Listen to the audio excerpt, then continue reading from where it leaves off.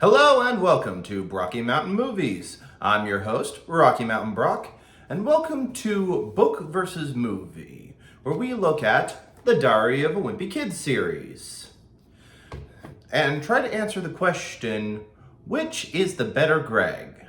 Or more accurately in this case, which is less of a jerk? Because I don't know, what F. Kinney was thinking. I get it that a lot of what his humor is that he's trying to make Greg relatable, and in doing so, he's also being give the hardest of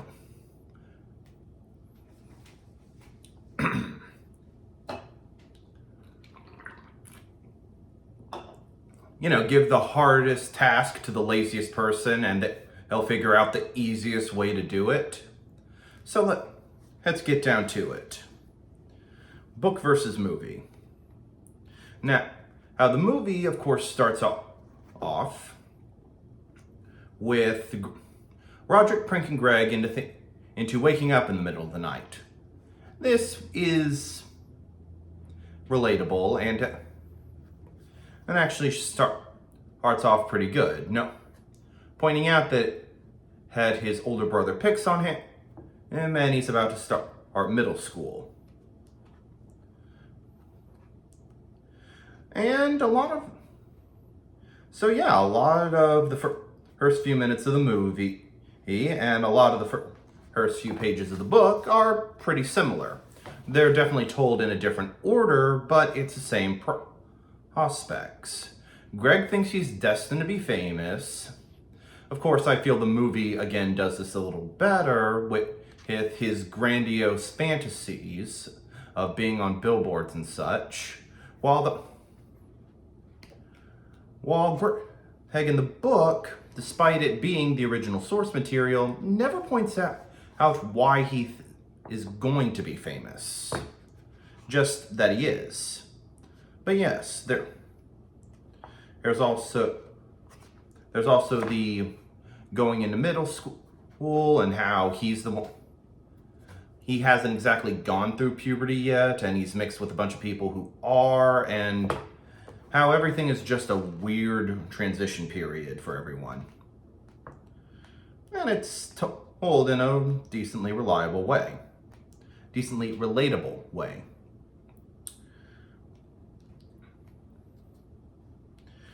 It is, however, around page 13 of the book where Greg tries to get into one of the easier reading groups instead of the harder one.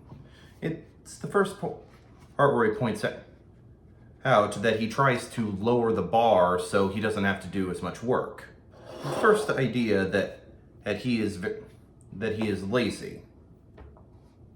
Of course, he attributes this to learning from Roderick, which is a carryover into the second movie.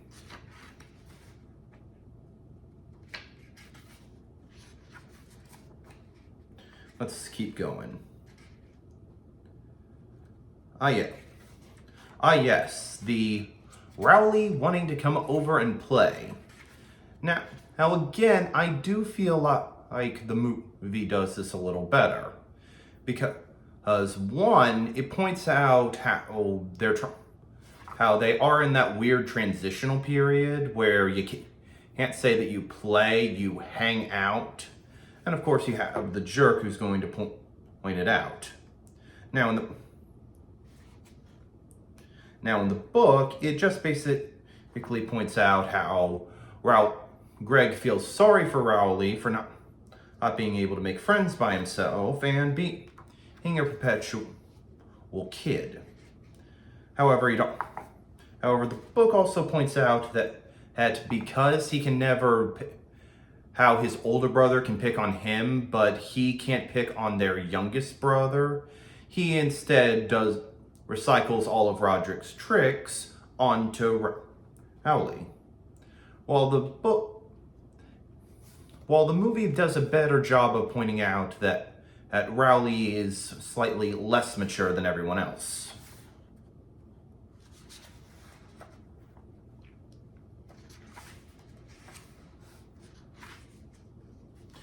There's also, of course, the fact that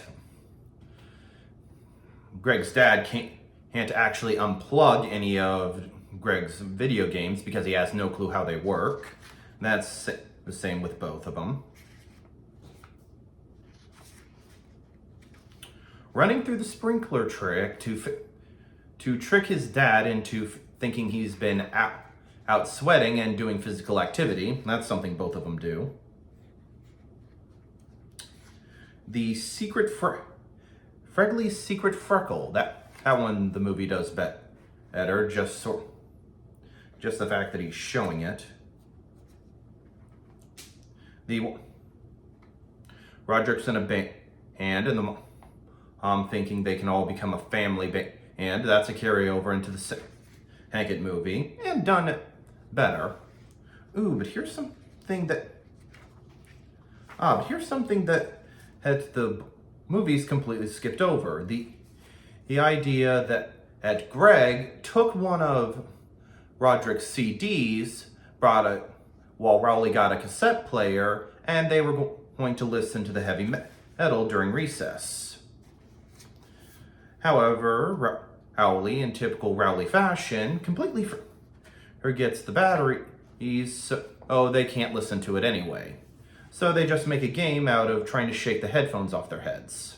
Which, alright, I'll give I'll chalk that up as relatable. Of course, then a teacher comes by, states that heavy metal is evil and is going to rot their brains, and Rowley starts blubbering the fact that he doesn't want rock and roll to rot his brains. And then, of course, there's the Greg pointing out that his parents have two very different discipline styles. His dad usually gets over his anger fairly quickly by throwing whatever he has in his hands at him, while his mother is typically more passive-aggressive. Which again, kind of relatable.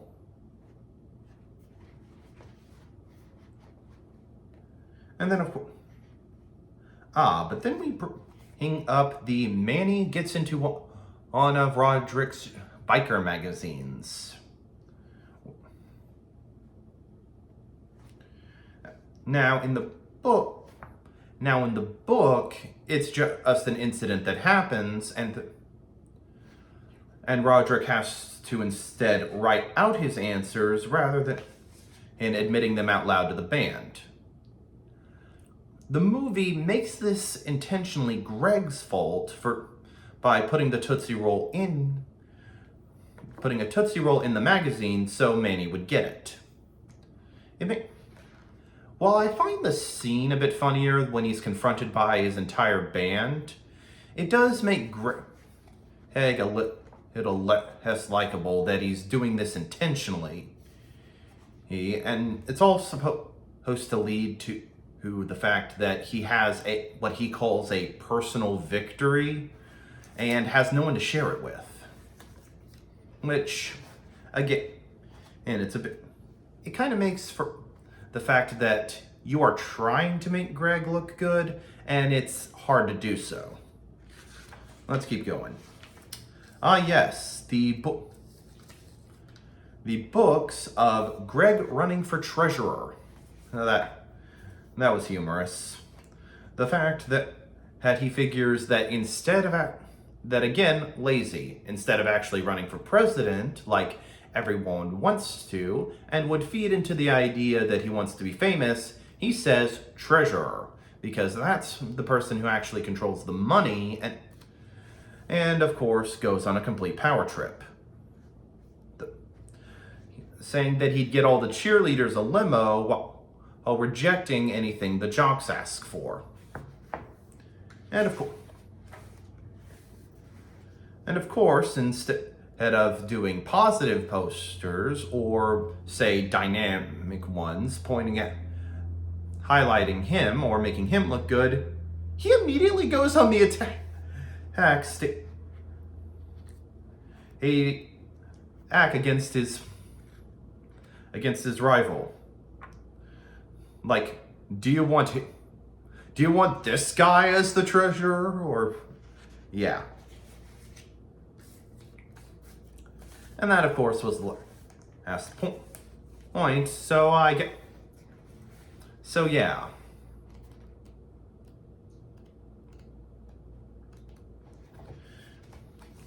So far, neither are looking very good at this point. Yes, the Halloween episodes. Now, I do feel like the movie did a good job of making movie Greg more likable in this situation.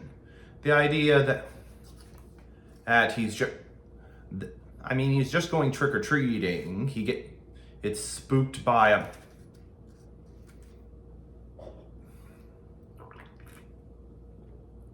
his older brother's ghost story, and gets pranked by some older kids. He has to run away. They have to get out. They run through the woods from the horror story, and only to get water thrown at him by his dad. It's all right. The book, however, does a weird double dose, where on one hand they make him look a little worse. That they try to make him up, where he and Rowley tried to make their own haunted house. The problem is, since they're both 11, the closest thing to a haunted house they can get is a kiddie pool filled with ketchup and a bed. Of course, only the one kid shows up. And they immediately try to fleece him for more money. The kid gets scared, and they have to get their parents involved just to get them out. Yeah, I get the idea of being a kid and wanting to create your own haunted house, but this does feel like something you should get your parents' permission so that they're at least aware of the situation. It's well, having some.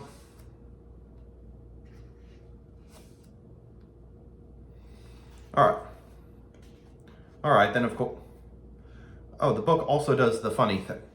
There's a bit of a funny joke where, since Rowley is grounded from the whole haunted house thing, Greg has to describe TV for him as he is grounded from it. Which is pretty hit or miss, honestly. But afterwards, they doing the very relatable thing of Greg being the kind of person who has to improvise whatever costume he's making, but his parents finally get him a good one, but only if he takes his little brother with him. And then, of course, his dad has to take them, and then, of course, they meet up with another family, and the two of them are kind of stuck going at, as they put it, one house every 20 minutes. Which, let's face it, if that's not relatable, I don't know what is.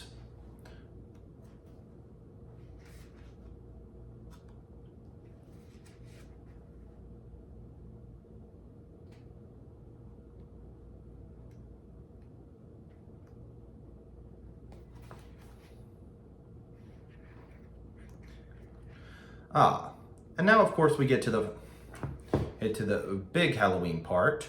Them getting sprayed with a fire extinguisher, then running to his grandmother's house, and in the movie, it's it's a bit funnier that Rowley gives away the whole, it's not even his house and she's not even home. Ha ha! Rowley, why did you tell him that? So yeah, I give the movie a few more credit points than that. Ooh, but then we get hit to the payoff problem. Now, in the movie, they accidentally take a weed whacker to the person's car, which of course makes them want to kill them. And in the book, it turns out his grandmother's house was egged and teepeed.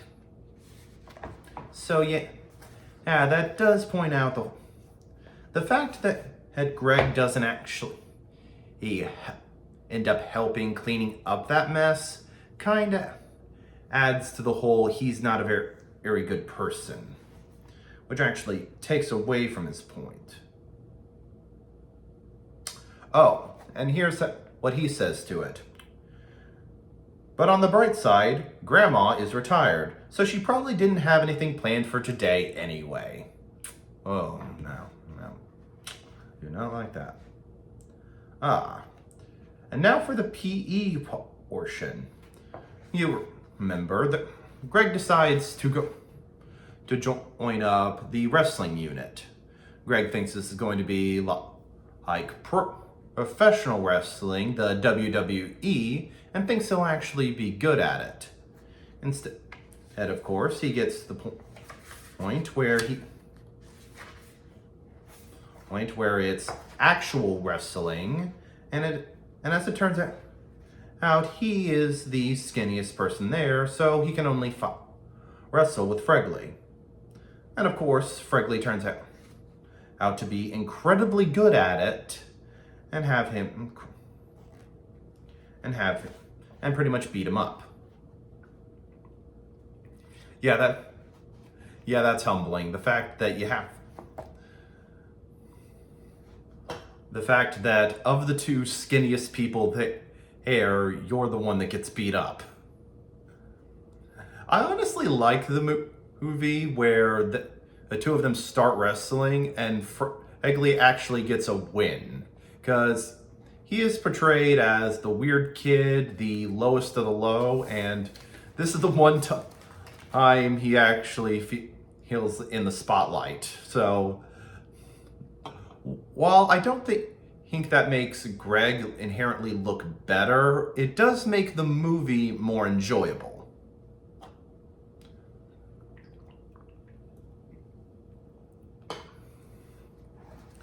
Of course, then the movie goes on to both of them point out that Greg has the plan that if he were to actually gain muscle, he would be able to way out of it, and he and Rowley could just wrestle. Now, of course, in the movie, he just decides that's too much work and immediately quits. The book, however, goes a little further. Instead, he decides to make his own barbells, which does seem like a kid thing to do. Of course, it's just two empty milk jugs filled with sand tied to two ends of a broomstick. However, in true Greg fashion, he makes Rowley go first, and then once he's stuck and can't lift the bar anymore, he just sort of leaves him there with the bar on his chest. So yeah.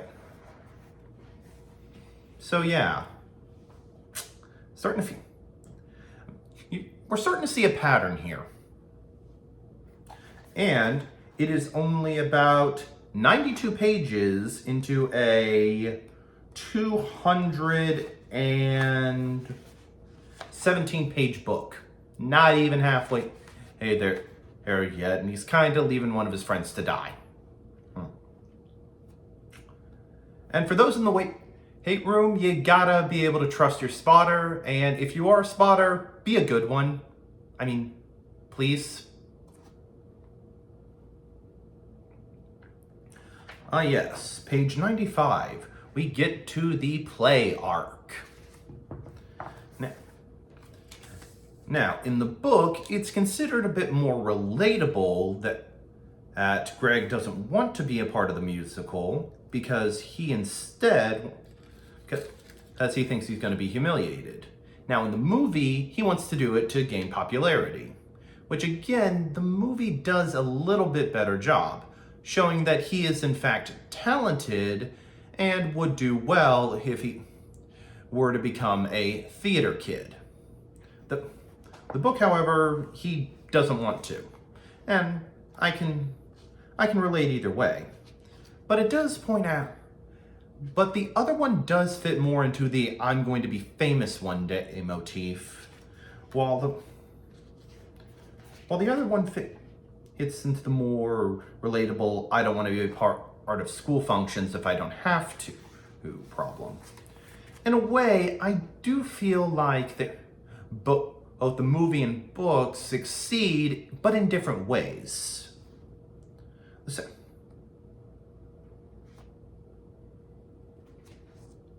and of course, it's the same way in both ones. He gets cast as a tree because he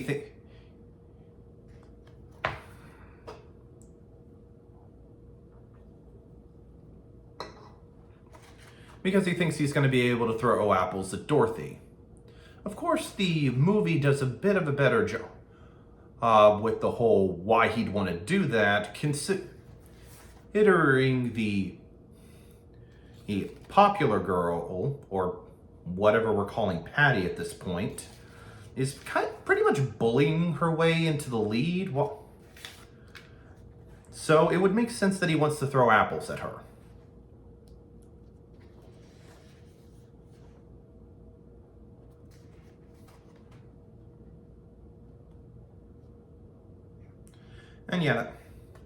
And yeah, we get a bunch of the same stuff. The fact that one of the shrubs is clearly smuggling in a gaming device because he's just pretty much sitting there. Okay. Oh, but here's one. Greg tries to get kicked out of the play by messing up his lines. The problem is the only line he has is ouch. So he tries to screw that up.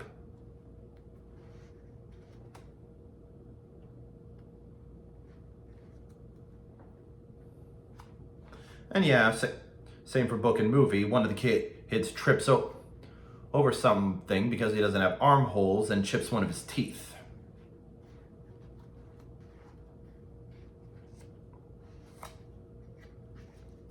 And then we get to showtime.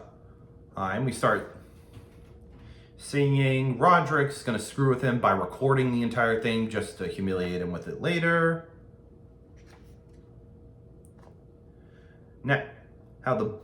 Now in the book, it's made clear that he kind of ruins the performance by both not hot singing and eventually throwing apples at Dorothy. The movie, I find, was a little better because they pointed out that Dorothy was being kind of a drama queen and therefore kind of deserved apples thrown at her. So that ends part one. And so far, I would have to say, hey, the movie makes it a little makes for a bit of a better experience and does a little more to forgive Greg and what he does. More for the fact that he doesn't have good priorities, but he is working his way towards certain goals, while the book clearly wants to